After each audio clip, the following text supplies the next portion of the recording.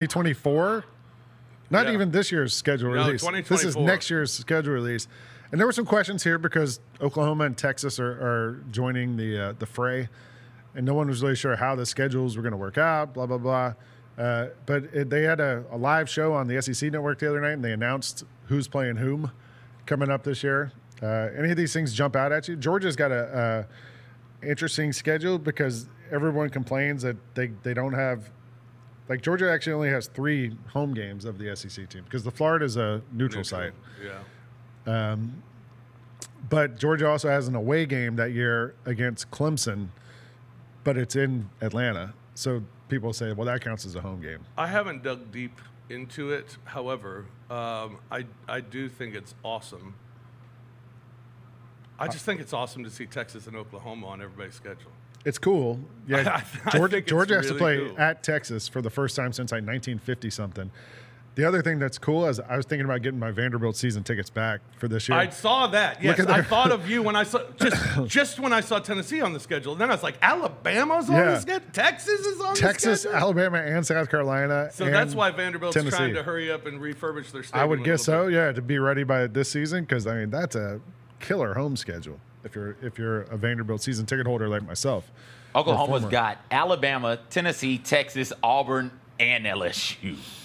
Like that's just mean. And at Ole Miss, like that. At Ole Miss, I miss like you got to add another game. And the Big Ten did this about 2 weeks ago with their schedule release. SEC's doing it now. Big Ten is at 9. SEC's staying at 8 for now. Like, for now, take it to 10. You've got all these teams here now. Yeah. You may as well play a mostly conference schedule. And now with those 2 conferences, I'm not saying this for everybody else, but with those 2 conferences, you go to bowl games, you go to TV sponsors and say, yo, damn having a winning record, forget that. You guys take, no matter what the record is, you guys take our 8th best team. So if that team is 5-7, guess what? You're getting 5-7 Wisconsin, or you're getting 5-7 Mississippi State. You know they're going to travel. You know they're going to be excited. We're done with the record thing because we're playing 10 conference games, 10 of the best conference games you can have, plus 2 out of conference, where it's probably going to be, at the very least, group of 5 teams. Like, throw the records out the window. We as a brand are worth more money than anything you can get on the schedule outside of us. So get rid of the need for a win-loss record to determine who's getting into these bowl games. Just take us straight up. The most disappointing thing about the schedule is that the SEC still has not gone forward with just not playing FCS schools. Yeah. That's disappointing because. But I almost feel like you have do you see those teams like Georgia's playing? You can play. Alabama can play South Alabama. I mean, Georgia's playing Georgia Tech. That's like a non-FCS school. Yeah, well, I mean, you got to play one team. I mean, Tennessee play Memphis. Tennessee play MTSU. I mean that there are enough schools out there that would love to play you and will take the payday, and it could benefit them, and you're not going to lose to them. Yeah, that's just stupid. And if you do and lose, it's a horrible, that's your fault. And it's embarrassing to ask fans to pay the money they're paying to come to these games when they're scrimmages. I went to the Georgia Kent State game last season, and Georgia almost lost. Like Georgia looked terrible for most of that game.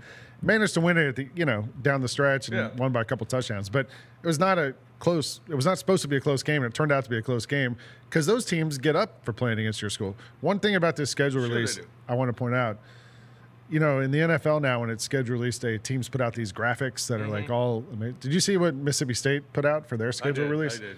Yeah, they did this graphic, and what is happening? I think it's supposed to be a Chat GPT. Oh yeah, on the bottom, artwork generated using Photoshop AI.